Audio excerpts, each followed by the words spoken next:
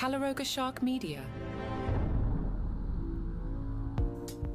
Hey there, I'm Johnny Mac with 5 good news stories. Did you enjoy the new Spider-Man movie? Well, a real-life Spider-Man is being hailed as a hero after a traffic camera captured Spider-Man helping a man across a busy intersection in Arkansas. The video, released by the PD, shows a man using a wheelchair trying to make it across the street before the traffic light changes. As the light changes, the driver's door of a nearby car swings open, and out jumps Spider-Man. Yeah. Christopher was dressed as Spider-Man for Superhero Day at his job at the Ultimate Air Trampoline Park, and he happened to be at the light at the right time. I love the details here. He told us TV, I was like, all right, I'm in the Spider-Man suit. Let's just do this. So I got out and sped them along really fast, and none of us got hit, and everybody was really nice. There was no honking or anything like that. I just got out of my vehicle and drove off.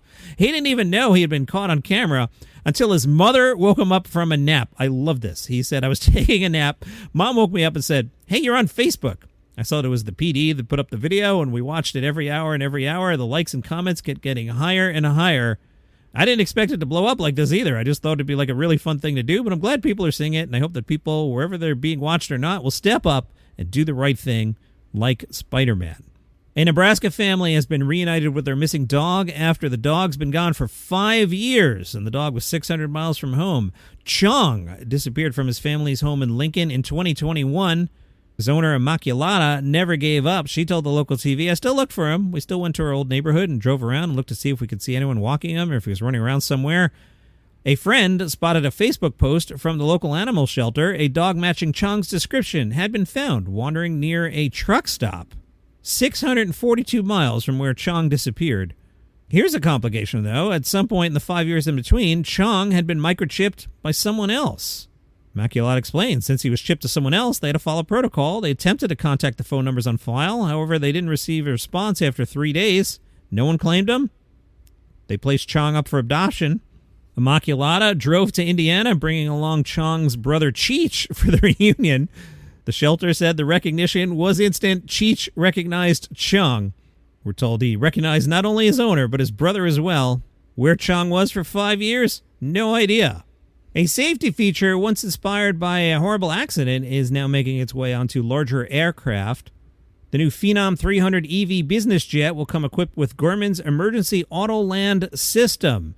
This goes back to the 1999 crash that killed professional golfer Payne Stewart and 5 others. Investigators concluded that a sudden loss of cabin pressure left everyone on board incapacitated. No one was there to land the plane. The Learjet continued flying for nearly 4 hours before running out of fuel. Unlike a traditional autopilot, the tech can make decisions on its own during an emergency. It selects a suitable airport, communicates with air traffic control, flies the aircraft to its destination, and lands it automatically. That is really cool. During routine flight, the system periodically checks that pilots are still actively responding. It can also activate if certain emergency conditions are detected, including changes in cabin pressure. If you are a parent, you may have noticed that the cost of youth sports goes up and up. One neighborhood in Oakland is trying a simple idea, lending out sports equipment the way libraries lend out books. The Oakland Parks Rec and Youth Development Department says that residents can check out sports equipment to use at nearby parks. Return it when you're done. The collection includes footballs, soccer balls, volleyballs, tennis equipment, jump ropes, yoga mats, and even games like Uno and Dominoes. Maribel Lopez is the supervisor. She told SF Gate, we're aware that sports can lead to social mobility. When kids are familiar with golf, tennis, soccer, and other games or sports that are socially mobile, then they have access to different communities, different friend groups, different neighborhoods, and we want to be a vehicle for that. We want kids to be able to speak each other's language and connect through sports. In Florida, a family got quite the surprise. Their home security camera sent an alert. Okay, what is it? Is someone at the door? Yeah, an 8-foot alligator. Sierra said the notification from her system prompted her to check the cameras. She told local TV, I thought at one point he was going to come through the window. His tail was bouncing against the door and against the house. It was such a deep, guttural hiss and growl. He looked so mean. I thought he was going to come through the window. The police responded, along with a licensed trapper. The alligator got agitated.